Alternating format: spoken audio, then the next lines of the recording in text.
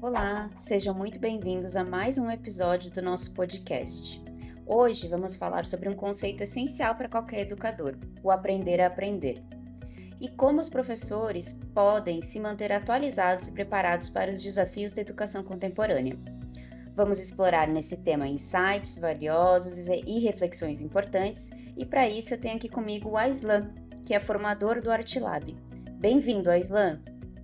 Obrigado, Thaís. Obrigado pelo convite, obrigado a todo mundo que está aqui ouvindo.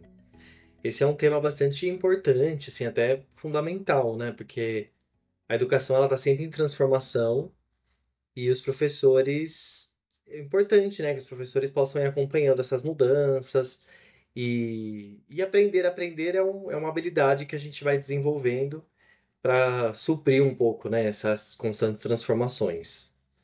Então, obrigado. Com certeza, Isla, obrigada a você por estar aqui. Para começar, eu queria que a gente conversasse um pouquinho como que a gente pode definir o conceito de aprender a aprender. Olha, Thaís, esse conceito ele envolve bastante a capacidade de desenvolver estratégias, habilidades e, consequentemente, também a autonomia para poder adquirir, aplicar e transformar os nossos conhecimentos ao longo da vida. Então, ou seja, não é sobre simplesmente aprender um conteúdo, mas sim como que você vai aprender a aprender, né? Mais uma reflexão desse processo. E aí, com isso, você vai poder se adaptar, se manter atualizado constantemente, mas acho que a grande questão é essa, né? Não é simplesmente assimilar mais conteúdos, mas como você faz para aprender a aprender. E isso não vale só para os alunos, né?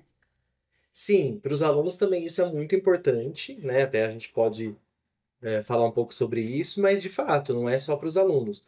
Para nós, professores, também é muito importante que a gente viva, né, esse conceito e essa prática, né?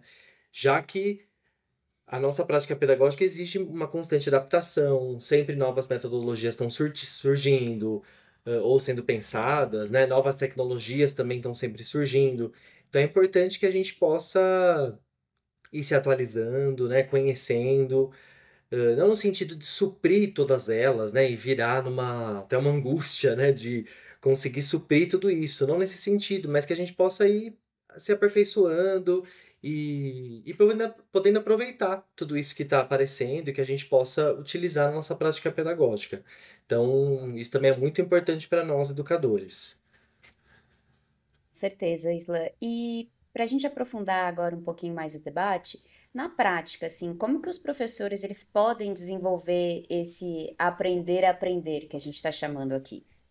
Bom, tem algumas maneiras, né? E vamos pensar em algumas estratégias, então. Acho que uma delas seria identificar as suas próprias necessidades de aprendizagem, né? Até é interessante porque a questão do aprender a aprender, ela está muito ligada ao conceito de metacognição também, que ou seja, é a sua capacidade de refletir sobre o seu próprio processo de aprendizagem. Então, cada um de nós consegue aprender de uma determinada maneira, né? Ou melhor, aprender melhor de uma determinada maneira, seja escutando, ou eu acho que eu fazendo um esquema, até na escrita mesmo, com as mãos. Então cada um pode perceber, né, e refletir como o seu processo de aprendizagem ocorre de uma maneira melhor. Então acho que esse seria um ponto para a gente uma estratégia, né, para a gente poder aperfeiçoar. E assim, a todo momento a gente vai se encontrando com coisas novas no nosso dia a dia, né? Coisas que a gente vai aprendendo, que alguém comenta, a gente fica curioso e quer descobrir. Não precisa nem ser, às vezes, da nossa profissão. E aí a gente prestar atenção, como será que a gente aprendeu aquela determinada coisa que a gente ficou curioso e quis aprender? Aí já é um caminho aí para a gente poder refletir sobre isso, né? Outra questão seria uma outra estratégia também seria buscar novas informações, né, e recursos. Isso vai também fazer esse processo de avaliar o nossa melhor forma de aprender, porque a gente vai construir uma autonomia também nisso, né? Então, buscando informações e recursos onde? Então, a gente vai poder descobrir essas novas possibilidades.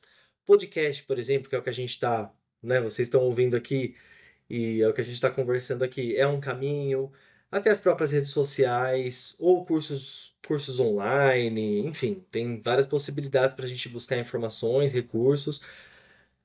Até posso falar um pouquinho mais sobre isso depois. aplicar o que foi aprendido na sala de aula também é uma estratégia, porque não é uma questão só do conceito, né, de adquirir uma teoria, mas que a gente possa também vivenciar isso na prática, né? Acho que várias áreas e a área da educação também caminha nisso, que é o conciliar a teoria e a prática.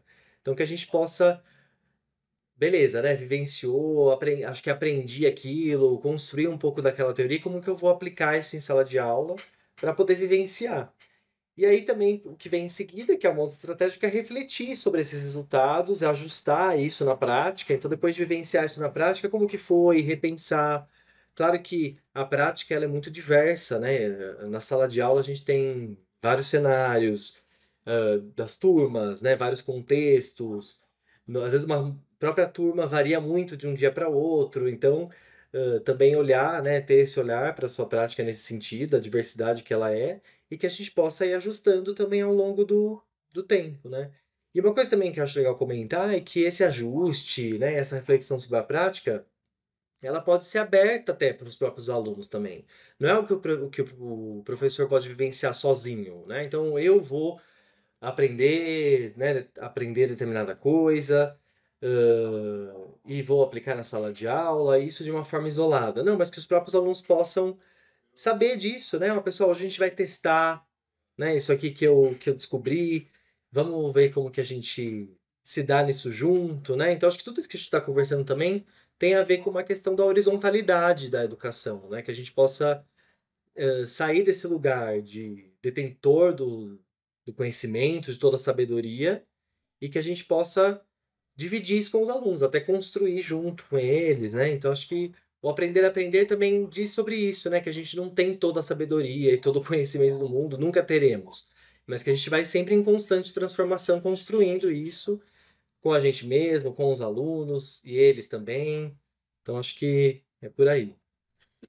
Com certeza, Isla, obrigada, né, por essas reflexões. Para mim, me chega muito como todos esses processos, né, e pontos que você trouxe aqui, de criar esse ciclo de aprendizado constante, certo? Isso, acho que é, né, resumindo, é isso mesmo, né? Porque a gente vai, então, descobrindo a nossa forma de aprender, buscando novas coisas.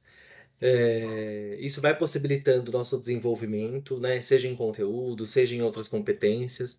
A gente vai vivenciar isso com os alunos depois. E aí novas questões vão surgir que a gente vai precisar também buscar novas iniciativas. Então, é um ciclo constante mesmo, né? E aí a gente vai se tornando mais inovador, mais preparado, motivado para também para enfrentar os desafios da educação, porque não é fácil, né? Acho que todo mundo que está ouvindo aqui a gente vivencia isso na prática, não é algo tranquilo, é sempre desafiador. Então que a gente possa se manter curioso, né, buscando novas possibilidades e a gente desenvolvendo esse aprender a aprender pode ficar mais prazeroso até, mais prazeroso mesmo, né? Mais que a gente possa ir desenvolvendo isso. Com certeza, Isla. E voltando nesse conceito, assim, do aprender a aprender, que tipos de iniciativas você acha, assim, que pode ajudar os professores a fortalecer essa habilidade? Que você poderia trazer aqui um pouquinho para a gente e contar para os nossos ouvintes? Bom, acho que uma das questões são as formações continuadas, né? Acho que isso possibilita uma atualização constante. Então, muitas vezes, a gente encara as formações continuadas como algo obrigatório, maçante e tal. Muitas vezes elas são mesmo, mas que a gente possa enxergar, né? Algum sentido que a gente possa ver em tudo isso, né? E algo que possa fazer sentido pra gente. Então, acho que é legal sempre esse contato, né? Com as gestões e a coordenação que propõe essas formações, então que isso possa fazer sentido os professores, que possam ser significativas, então elas são importantes. Acho que grupos de estudo também, porque incentiva essa troca de experiências entre os próprios professores, né? Sejam em escolas ou até reuniões em grupos de estudo de outros professores de outras cidades, né? Acho que hoje em dia a internet possibilita isso, ainda mais depois da pandemia, né? Que a gente se aperfeiçoou muito nesse sentido. Então, que a gente possa até se comunicar com os professores de outras localidades. Isso cria uma rede mesmo, né? Que a gente possa trocar essas experiências, descobrir outras possibilidades, saber o que outros professores estão realizando. Isso também tem muito a ver com comunidades de aprendizagem, né? Acho que gera uma colaboração, então um apoio entre educadores. Há o uso de tecnologias digitais, eu acho que é um outro ponto também que são novas possibilidades que vão surgindo, né? E isso a gente pode se apropriar também delas. Até a própria inteligência artificial, que é algo que está, né, bastante em debate, né? E é importante que esteja mesmo, inclusive a regulamentação delas e tal, mas que a gente possa se também usufruir dela, né? Ela pode ser muito útil para a gente. Estou dando um exemplo aqui, né? Mas tem outras tecnologias digitais que são possíveis de a gente se apropriar. E elas até a gente pode utilizar no planejamento de aula, né? Enfim, de outras técnicas e ferramentas que a gente possa utilizar na nossa prática pedagógica mesmo, e que vão ajudar a gente, nosso tempo, inclusive, e novas ideias. Então, acho que pode ser muito útil. Certeza. E te ouvindo aqui me fez pensar que os professores adotando essas práticas, eles também acabam sendo um exemplo para os alunos, né? Acho que, sim, pode acontecer. Afinal, como eu comentei, né, não é algo isolado ali do professor, é algo que os alunos também possam vivenciar, e é muito importante que eles também possam encarar isso como uma possibilidade da vida deles também, né? Então, que eles possam ver, nossa, olha, a professora, né, trouxe essa coisa nova, e aí se a gente leva isso com motivação, com entusiasmo, os alunos também podem hã, se sentir motivados por isso, né, e ver como é um processo contínuo, dinâmico, que pode ser prazeroso. Então acho que a curiosidade ela faz parte da nossa vida, né, não é algo que precisa ficar só na nossa profissão. Então que a gente possa levar isso para os alunos também, vai ser muito bem-vindo.